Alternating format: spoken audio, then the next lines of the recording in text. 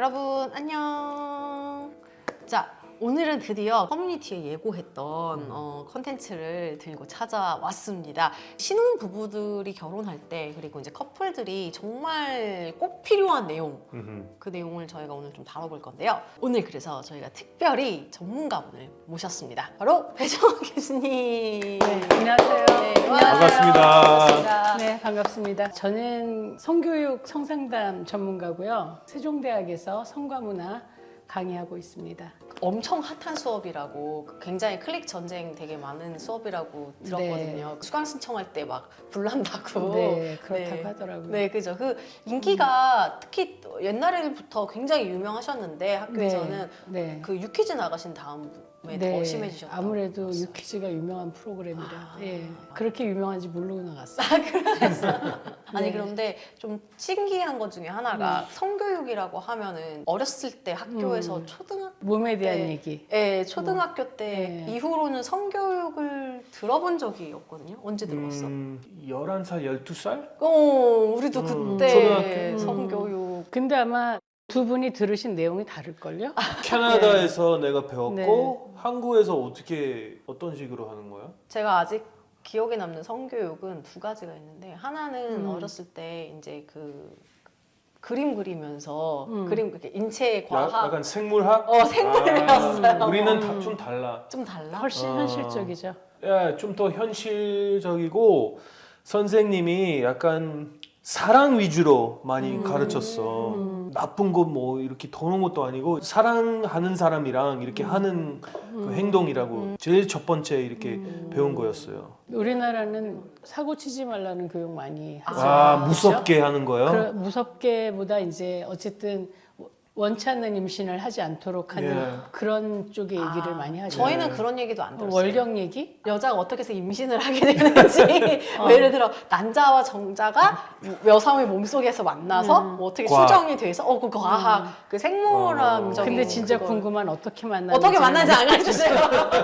피임 교육도 배웠죠. Yes. 콘돔 직접 네, 네, 했었죠. 보통 한 11살, 12살 되면 뭐 이렇게 오이든 뭐든 아니면 보형물 가지고 이렇게 직접 해보죠. 네. 근데 우리나라는 그거 한다 그러면 막 난리 나요. 그리고 기억나는 게 고등학교 때인가 중학교 때 수업 시간에 임신과 출산이라고 그 여자가 아기 낳는 그 비디오를 보여주셨어요. 성교육 시간에. 근데 그걸 보고 트라우마가 와가지고 너무 무서웠겠다. 난 절대 애를 낳지 말아야지. 그때 제가 생각을 한번 했던 것 같아요. 왜냐하면 자연분만하는 장면이랑 제왕절개하는 장면 두 가지를 하나도 모자이크 없이 근데 그걸 왜 보여주셨지? 모르겠어요. 그 어린 나이에 그게 너무 트라우마가 돼가지고. 포르노 아니야? 아니야, 너무 징그러웠어.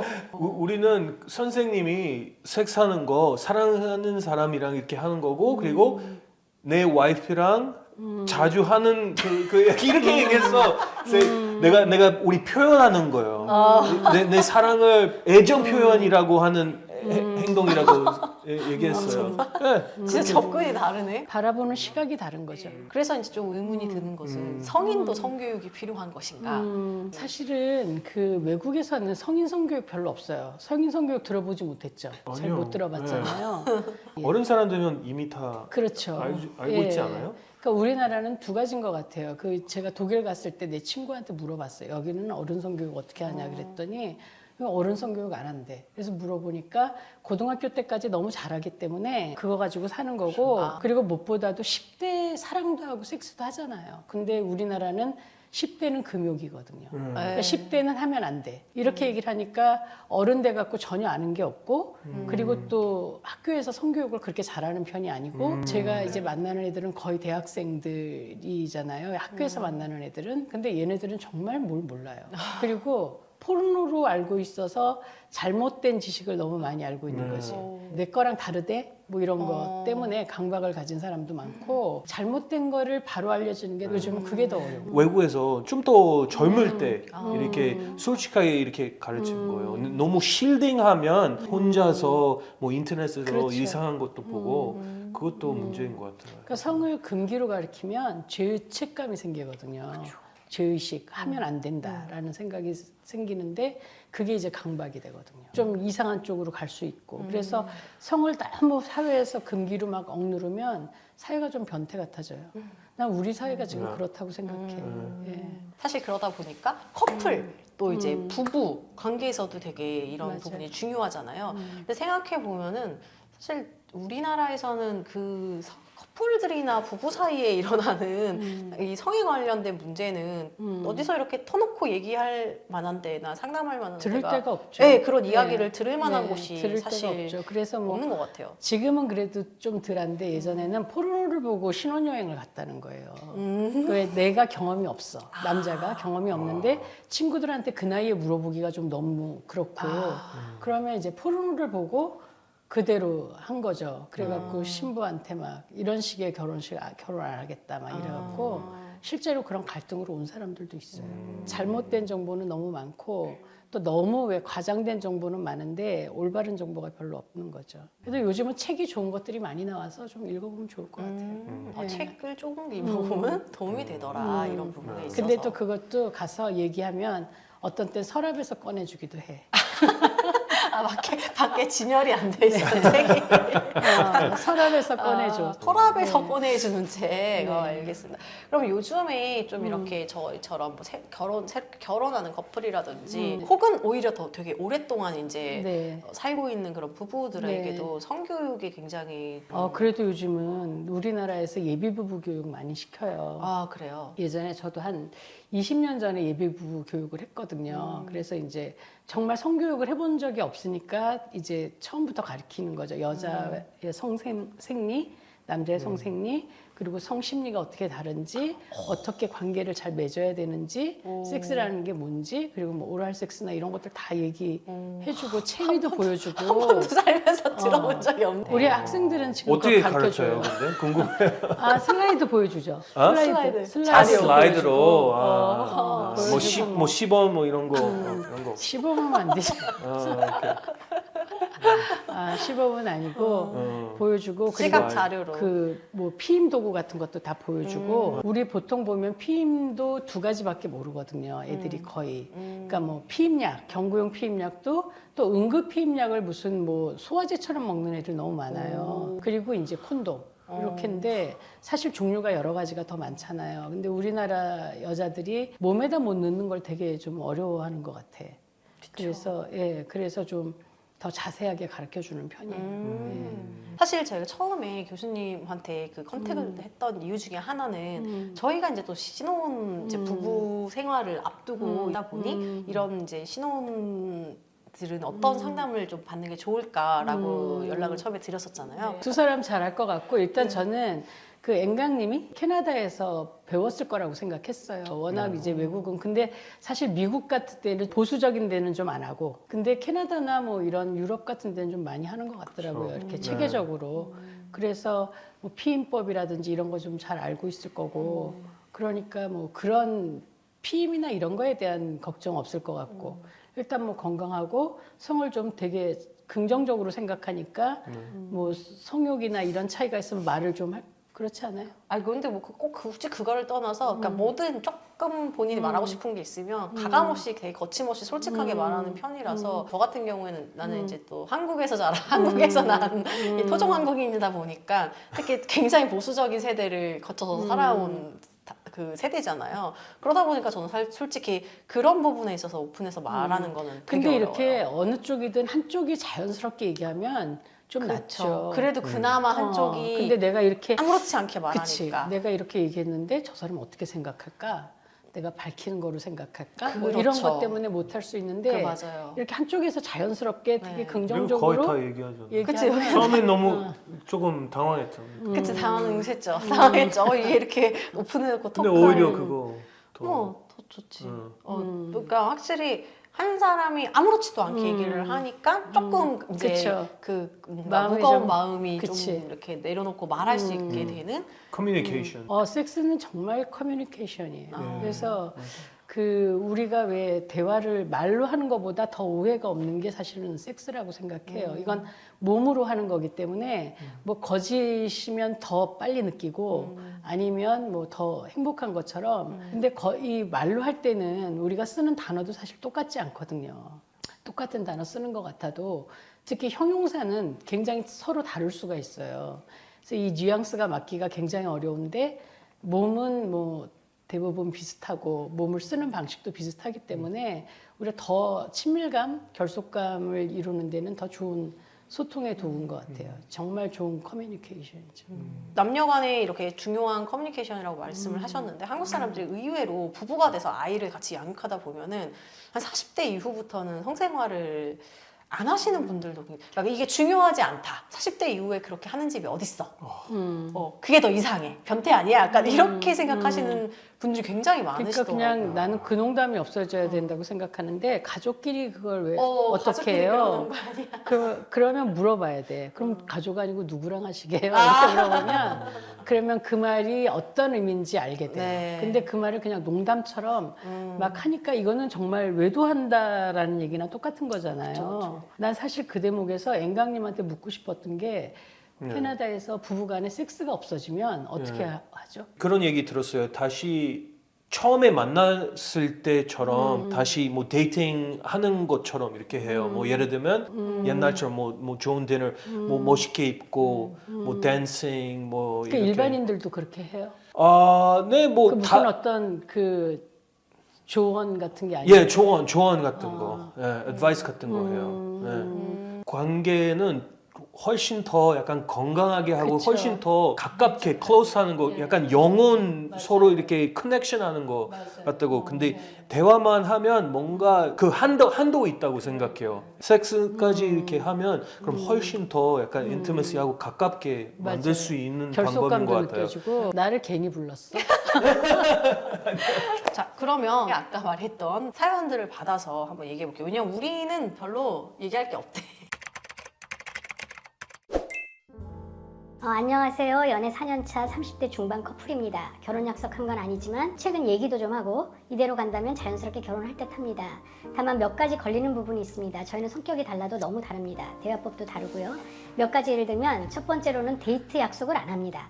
저는 일이 있든 없든 특정 날을 정해서 데이트를 했으면 하는데 남자친구는 보고 싶을 때 보고 싶다며 데이트 날짜를 따로 정하지 않습니다. 주말에 약속 없어서 늘어져 있다가 갑자기 보자 하고 시간도 빠듯하게 정해서 거기에 불만을 몇 번 토로하니 왜 아침에 미리 씻지 않았냐고 되묻더라고요. 반전은 본인은 친구들과 지인들과는 약속하고 만납니다. 두 번째, 선물을 잘 안 합니다. 선물을 해달라라는 건 절대 아니고 다만 어딜 갔는데 너 생각이 나서 샀어. 저번에 이거 먹고 싶다 그래서 샀어. 등 아주 사소한 거라도 사준 적이 없습니다. 대화를 해도 저는 계속 불만을 토로하는 사람이 되어 있고 남자친구 듣기만 해요. 4년을 만나도 어렵습니다.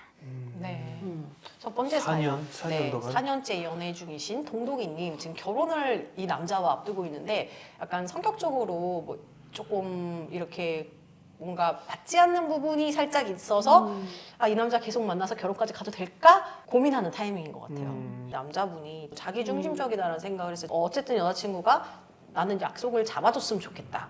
그게 너무 불편하고 나의 일상에 조금 지장을 준다라고 하면 본인이 싫더라도 그래? 그러면은 뭐 사랑하는 사이고 뭐 그런 여자면 내가 그럼 앞으로는 한번 노력해보자. 심지어 자기 지인은 약속을 하고 만난다고 하잖아요. 그렇다고 하면 본인이 이제 여자친구가 너무 편하니까 이 사람은 그냥 편하니까도 되지만 여자친구 너무 만만한 거지. 그러니까 이거는 되게 좀 폭력적인 만남이라고 그쵸. 저는 생각이 되는데 이 남자는 그 자기가 원하는 식으로만 관계를 맺어가잖아요. 그래서 왜 데이트 약속도 자기가 원할 때 선물은 안 사준다. 뭐 이런 식으로 왜 자기가 원하는 방식으로만 가고 이 여자가 또 얘기를 안 하는 게 아니고 계속 얘기를 해도 듣지도 않고 이거는 굉장히 관계가 폭력적이고 여자가 너무 만만한 것 같아요. 만약 내가 이 여자면 어떻게 할 것 같으냐면 약속을 안 잡으면 나를 볼 수 없어 이렇게 만들어 버리는 거야. 그래서 너가 나의 스케줄을 선점하지 않으면 나는 너랑 만날 시간을 할애할 수 없는 사람이야. 그러니까 나도 이제 그렇게 바꿔야 된다고 맞아요. 보여줘야 된다고 생각을 해요. 근데 선생님 맞는 것 같아요. 여자가 약간 만만해 보인다고. 그래서 네. 한번 강하게 협박해야 돼요. 네. 다음에 이렇게 안 하면 나 이렇게 맞아요. 할 거야. 그리고 만약에 남자가 뭐 별로 지키지 않아? 그럼 남자가 이거 준 거야. 남자가 나를 별로 소중하지 않다고 생각해. 그럼 맞아요. 그때는 헤어지면 되잖아요. 근데 헤어지는 걸 되게 겁내고 4년이나 사귀었고 30대 중반이고. 그러니까요. 그러니까 쉽지 되게 않아요. 익숙해진 거예요. 이 관계 자체. 그래서 이 사람은 불만만 하지 바꾸려고는 안 하잖아요. 근데 이게 성격이 달라서가 아니라 이 사람과 가치관에 대한 얘기도 좀 해볼 필요가 있고, 근데 그런 얘기 안 할 것 같아. 이 남자는 자기가 하고 싶은 얘기만 하고 듣고 싶은 얘기만 듣고 다른 얘기는 다 무시할 것 같은 느낌이 들거든요. 이런 상황의 이제 성격이라면 뭔가 내가 얘기로 해서 이 사람한테 고쳐달라고 하는 거는 좀 쉽지 않을 것 같고 맞아요. 행동을 했을 때도 안 바뀐다면 근데 그게 내가 조금 살면서 계속 부딪힐 것 같다면 진짜 지금이라도 관계를 저 같으면 다시 생각해보고 생각 협박 안 하면 아마 변하지 않을 것 같아요. 그리고 계속 사귀면 계속 유지할 수 있는데 근데 이 여자가 항상 이런 어떻게 얘기해 animosity 어떻게 적대감 감정이 있을 감정 거예요. 있어. 관계가 그치. 조금 좀 안 좋게 망가질 수도 있고. 그러니까 이런 분들이 저랑 비슷한 약간 취향인데 난 되게 잘해주고 싶거든요. 난 사랑하면 사랑한다고 말하고 싶고 잘해주고 싶고 하는 분들인데 그게 오히려 그렇게 했을 때 그래? 그러면 나는 더 이렇게 할 거야. 나 중심적으로 할 거야. 나 잘났어요. 하시는 분이 아니라 너가 잘해주니까 나는 더 잘해줄 거야. 하고 받고 더 잘해주시는 분을 만나면 이런 분들은 더 행복할 수 있을 거라고 생각을 하긴 해요. 뭐 어떻게 보면 안 맞는 걸 수도 있고. 그러니까 4년을 사귀었다고 못 헤어지는 건 아니에요. 그럼요. 근데 보면 우리는 이렇게 몇 년 이상 사귀면 이걸 지켜야 된다라고 물론 지키는 게 좋지만 왜 너무 무리하면서까지 자기의 자존심 다 깎아먹고 왜 늘 이렇게 좀 원망이 생기고 무시당하는 느낌을 가지면서 그 관계를 지속할 필요는 없다고 생각해요. 그러니까 나를 좀 중심으로 생각하세요. 네. 그러니까. 자, 그러면 두 번째 사연 읽어보도록 하겠습니다. 젤리니 님입니다. 익명이고요. 이른 나이에 결혼을 했다가 이혼한 경험이 있어요. 다들 사회 경험 쌓고 여행도 다니고 할 시기에 아이를 낳고서 집에서 육아를 하면서 지냈다고 해요. 그러다가 이제 안 좋은 일들이 일어나서 이혼을 하게 되고 지금 작은 회사를 다니다가 현재 남자친구를 만나게 되었습니다. 근데 그 남자친구분이 이제 이런 상황을 다 이해해 주시고 상대도 그런 경험이 있어서 서로가 의지가 되어서 되게 즐겁게 잘 만났고 행복할 때는 너무 행복한데 웃기도 많이 웃고 근데 이제 문제가 되는 부분이 남자친구의 불같은 성격 너무나도 힘들게 합니다. 본인을. 처음에는 다투고 화낼 때 막말의 수위가 그렇게 높지 않았는데요. 가면 갈수록 언어 폭력의 수위가 너무 높아져요. 특히 음주 후에 더 심해집니다. 그런데 알 수 없는 포인트에 혼자서 이제 매우 화가 난 상태로 막 몰아붙이고 제 얘기는 들어주지 않고 대화가 전혀 되지 않아요. 오늘은 식당에서 밥을 먹다가 대화를 하다가 갑자기 화가 나서 집에 와서는 네가 남자를 뭐로 안다. 그러니 네가 이혼을 하는 거다. 창문 밖으로 던져버리겠다. 등등 쌍욕을 포함해서 입에 담을 수 없는 말들로 상처를 받았습니다. 남들이 보면 너무 바보 같고 왜 멍청하게 저러면서 만날까 싶겠지만 그것만 아니라면 여러 방면에서 서로 참 잘 맞고 본인의 의지를 굉장히 많이 하고 계시대요. 특히 경제적으로도 많은 도움을 받았습니다. 이 사람하고 헤어지면 나는 특별히 할 줄 아는 것도 없고 특출나게 잘난 거 없는 내가 잘 살 수 있을지 자신이 없어요. 저는 왜 이렇게 한심할까요? 라고 보내주셨어요, 사연을. 앵강님이 남자 입장에서 이런 남자 어때요? 짧게 설명하면 이 사람 욕도 하고. 좀 정상적인 사람 아닌 것 같아요. 여자친구한테 이렇게 근데 여자가 같이 싸우지 않아. 같이 막 싸우는 게 아니라 그러니까 여자는 일방적이에요. 왜 이렇게 화를 내? 그러니까 일방적이지. 일방적인 It's a 거야. bully, I think. 약간 bullying 것 같다. 이거 진짜 나쁜 것 같아요. 이거. 남자가 볼 때 정말 찌질한 남자. 야, 이거 진짜 안 네. 좋아. 이거 뭐 약한 사람한테 이렇게 약간 bully하는 거예요, 내 생각. 남자 아니야. 이거. 남자한테 이렇게 한번 해보세요. 그럼. 그러니까요. 맞아요. 네. 근데 어쨌든 이 폭력은요, 수위가 점점 높아져요. 그리고 익숙해질수록 점점 더 자주, 많이, 심하게 할 수 있거든요. 그래서 폭력적인 파트너의 특성 중에 관계를 주도적으로 끌고 간다도 있지만 이렇게 폭언하는 사람도 있거든요. 그래서 보면 이렇게 얘기하는 사람은 여기 보니까 뭐 경제적인 도움도 많이 받았고 의지도 좀 많이 하는 것 같아요. 그래서 이것도 역시 또 의리인 거지. 네, 너무 의리인 그러니까 거지. 관계에 굉장히 예. 의리인 것 같아요, 여자는. 네, 좀 너무 안 된 게 그냥 대나무 숲이라고 생각하고 보낸대. 네. 그러니까 누구에게도 이 고민을 말할 수가 없고 자기만 꽁꽁 앓고 있는 거예요.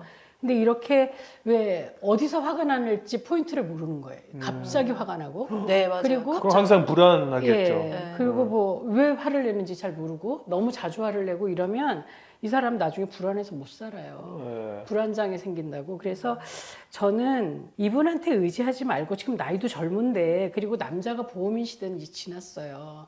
그래서 내가 나를 먹여 살릴 생각을 좀 해야 돼요. 그렇게 내가 당당해져야 이분하고도 잘 갈 수 있고 그리고 이분 아니어도 내가 더 좋은 사람을 또 만날 수도 있고 어쨌든 이분은 자기가 스스로 업그레이드를 좀 하는 게 난 중요하다고 생각해. 그래서 나는 할 것도 없고 이 사람 떠나면 어떻게 하지 이런 생각으로 하면 이 사람이 나한테 어떻게 함부로 해도 그걸 다 감수할 거란 말이에요. 그래서 그렇게 하지 마시고 앞으로 살 날이 너무 많은데 눈치 보고 살 수 없잖아요. 그러니까 업그레이드 하시고 내가 나의 경제력, 내가 나를 먹여 살리면 걱정할 거 없어요. 사실 사랑하는 사람한테 대가가 너무 크면 보상을 원하게 돼요. 이분은 지금 별로 안 좋게 보상하는 거잖아요. 네, 맞아요. 남자가 내가 이렇게 해주는데 이 네가 나 정도는. 아니면 어딜 갈 거야. 어. 뭐 이런 마음 때문에 하는 거니까 좀 독립하세요. 심리적으로. 그러려면 경제적으로 독립해요. 저는 이분이 저한테 좋은 반려자를 만난 언니가 너무 부러워요 라는 표현을 쓰셨잖아요. 근데 제가 생각하는 좋은 반려자를 만나려면 일단 아까 말씀하신 것처럼 본인이 준비가 되어 있어야 된다고 생각해요. 그래야지 내가 당당할 수 있고 그래야지 나의 당당함 때문에 상대방도 나를 존중해 줄 수 있는 거거든요. 우리가 관계에 가불이 없다고, 사랑하는 사이엔 관계에 가불이 없어라고 이야기하지만 슬프게도 부모 자식 사이에도 가불이 있잖아요. 그래서 내가 좋은 사람을 만나려면 일단은 내가 좋은 사람이 되어야 한다. 거기에는 경제적인 능력과 뭐 매력과 모든 게 다 포함이 되겠죠, 당연히. 그래서 그거는 항상 평생 노력해야 하는 부분이라고 저는 생각을 하고. 그리고 무엇보다 이 첫 번째하고 두 번째 케이스는 자기가 소중하다고 생각 안 하는 것 같아. 맞아. 내가 그런 대접을 받을 만한 사람인지 생각해 보세요. 만만해 보이는. 너무 또 억울하잖아. 협박해야 돼요, 그럼. 진짜 한 번 더 이렇게 하면 이제 끝인다. 끝이다. 하고 한 번 더 하면 바로. 지금 사실은 이 상황이 너무 익숙해져 갖고 네. 대나무 숲을 찾는 거예요. 대나무 숲을 찾는다는 얘기는 이거를 어떻게 개선해 볼 의지는 없는 거지. 개선하셔야 되고 사실 폭력이나 폭언은 좋아지지 않아요. 그래서 정말 이 사람을 사랑하면 치료를 받으러 가세요. 치료를. 분노 조절을 할 수 있는 치료를 정말 이를 악물고 받아야 되는데 이분이 갈까 또 그것도 좀 정말 만약에 사랑하는데 그게 이제 어떤 장애 같은 거라서 문제가 되는 거라면 남자분도 미안해, 내가 앞으로 정말 치료받고 노력하고 고칠게라는 의지가 생겨서 맞아요. 같이 병원을 다니면서 뭐 노력하고 한다면 그 정도의 정말 사랑과 성의가 맞아요. 있다면 그거는 이제 둘이 같이 고쳐 나가려고 하는 거고 이제 그게 아니다라고 싶으면은 정말 근데 도망가야죠. 정말 여기서 이런 것을 감수하고 가기보다는 문제점 얘기하고 개선하려는 노력 없으면 오히려 나한테 집중하는 게 더 좋을 것 같아요. 자, 세 번째 사연을 그럼 넘어가겠습니다. 세 번째 사연을 읽어주실 거예요. 나? 찡찡이님, 네. 오래 걸릴 것 같은데. 만난 지 2년 정도 된 커플이에요. 서로 같이 있으면 좋고 붙어 있고만 싶은 아직도 꽁냥거리는 커플인데 문제는 잠자리입니다. 저는 성욕이 많은 편은 아니라서 안 해도 그만인데 남자친구는 삶에 있어 중요한 부분이란 생각하는 사람입니다. 그 문제를 제외하면 우리는 너무 행복하고 즐거운 성관계 때문이라고 다시 문제가 생기기 전에 헤어지는 게 맞는 건가 고민이 됩니다. 어떻게 생각하세요? 읽었는데. 일단 첫 번째는 한 번 헤어졌으면 다시 만나면 성공이 진짜 거의 1%도 안 된다고 생각해. 그리고 둘이는 섹스 안 맞는 것 같아요. 저는 근데 이걸 보고 좀 궁금했던 게 여성분들이 저는 성욕이 없는 편인데 라는 표현을 되게 많이 쓰시더라고요. maybe 남자 문제인 거 아니야? 이렇게 근데 그게 흥분하게 안 하니까 뭐. 그게 진짜예요? 여자는 성욕이 없을 수도 있다? 그렇지 않아요? 그러니까 나 이게 너무 그러니까요. 궁금했어요. 일단 남자들이 성욕을 부추기는 호르몬 테스토스테론이 몇십 배가 나오지만 사실 그거는 여자가 적게 나온다고 여자가 성욕이 낮은 게 아니거든요. 저한테 오는 사람들은 여자가 많다고 오는 사람도 있고 남자가 많다고 오는 사람도 있기 때문에 이거는 그냥 케이스 바이 케이스고 개인의 문제지 남자는 성욕이 많고 여자는 성욕이 적다는 아닌 것 같아요. 저는 사실은 이런 경우에 아까 앵강님이 얘기했잖아. 남자한테 문제가 있는 거 아니야?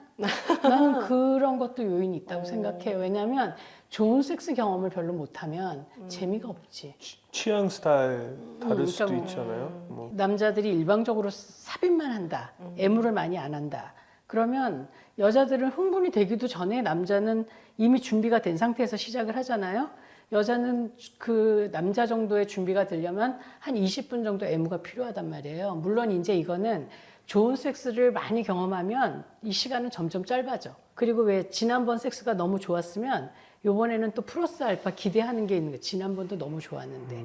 그리고 또 여자들은 키스를 잘하는 남자는 이 남자는 또 섹스도 잘할 거야 라는 또 기대감도 좀 있고, 이런 어떤 기대감도 있고 테크닉도 좋고 분위기도 맞고 이래야 여자가 흥분이 되는데, 남자들이 대체로 일방적으로 하잖아. 남자는 진짜 분위기 없어도 그냥 어디든 그 로데오 알죠? 그 카우보이 로데오 이렇게 그 문 열면 그손 이렇게 여자는 맞아, 약간 맞아. 조그만 양 이렇게 come here little bit 이렇게 조심하게 가끔 이렇게 해야 돼요.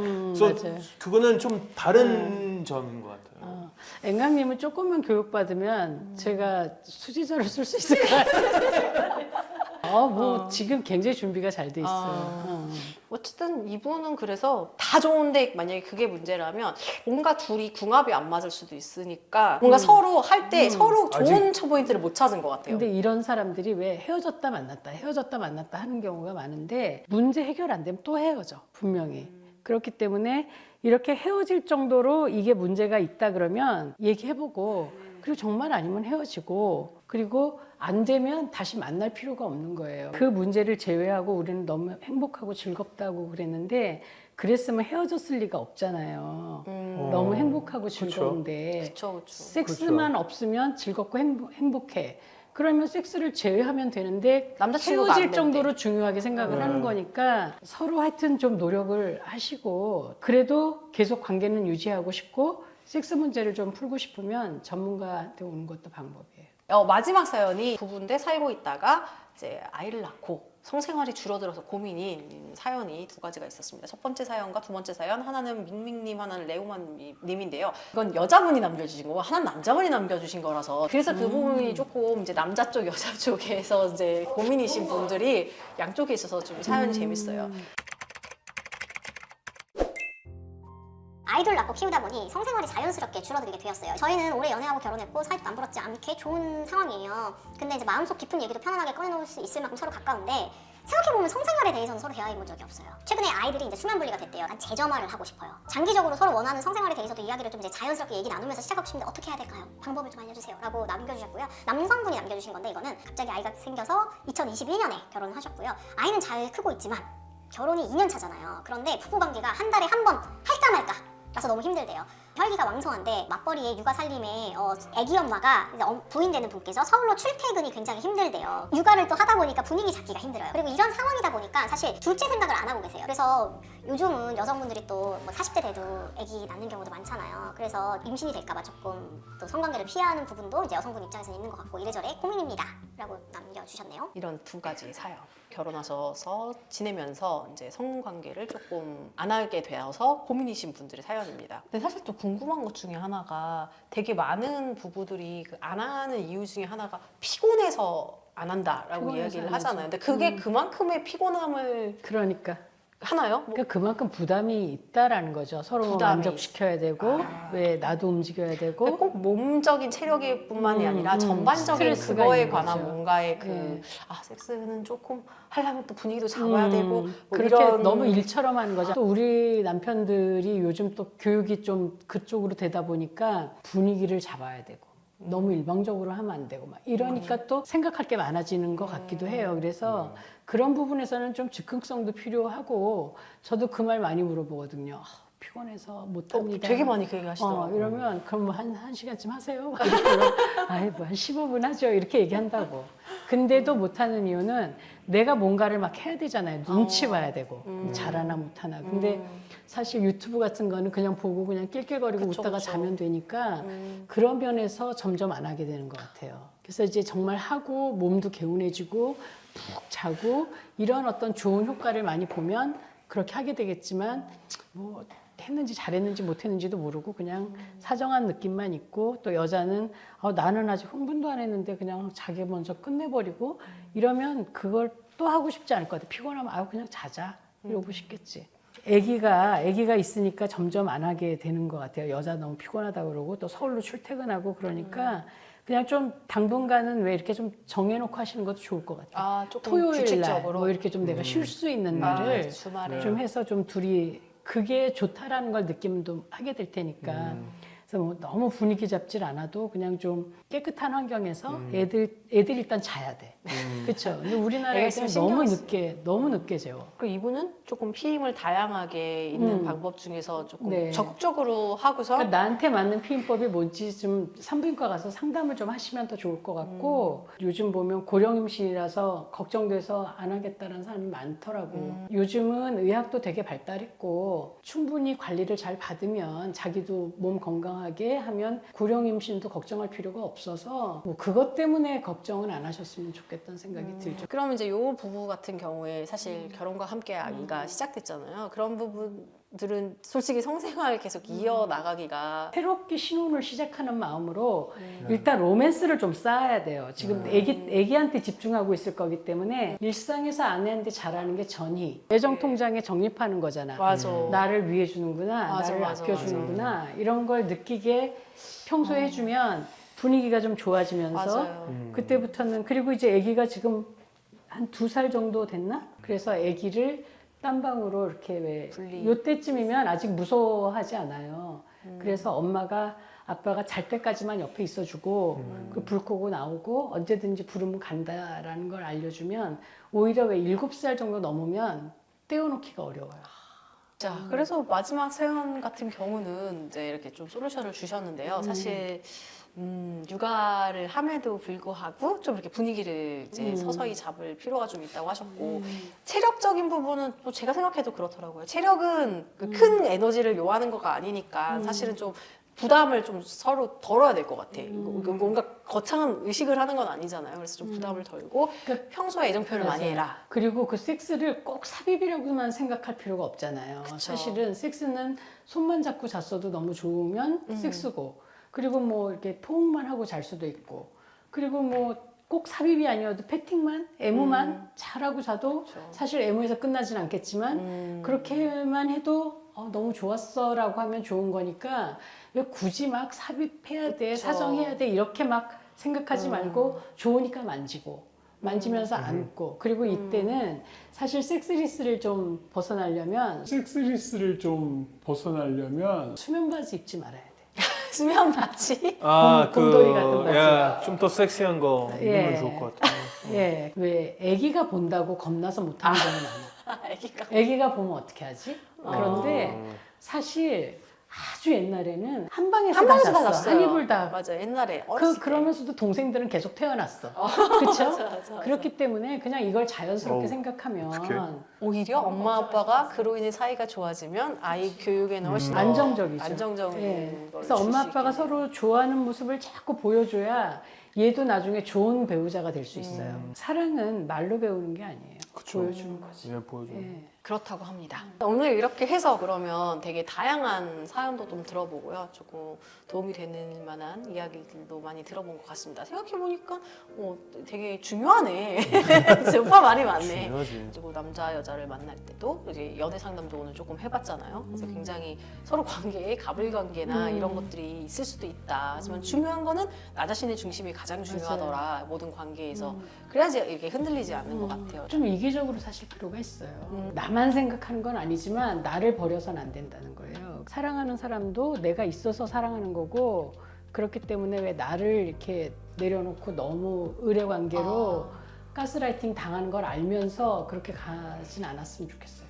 자, 오늘 그렇게 우리가 또 교수님을 네. 모시고 좋은 너무 이야기를 재밌었어요. 네, 많이 들었는데 네. 또 교수님 지금 저희 책을 내셨다고 그 서랍에서 나오는 책인가요? 아. 혹시 그거 한 번만 소개해드릴게요. 사랑에 대한 건데 이제 사람을 만나고 헤어지는 것부터 그리고 뭐 섹스를 어떻게 할 것인지 피임 어떻게 할 것인지에 대한 얘기 되게 제가 재밌는 내용이네요. 성가문화에서 얘기하는 수업 굉장히 많이 궁금해 하시더라고요. 네네. 거기서 다루는 얘기들을 많이 넣었어요. 2030이 있고 요즘 또 신혼부부들도 되게 많이 본대요. 좋아한대요. 좋을 것 같아요. 예, 네. 그래서 좀 많이 봐주셨으면 좋겠습니다. 네, 오늘 이제 교수님께서 되게 좋은 이야기를 많이 해주셨는데 혹시나 또 실질적으로 조금 더 이제 이론이 궁금하신 분들은 책을 봐서 맞아.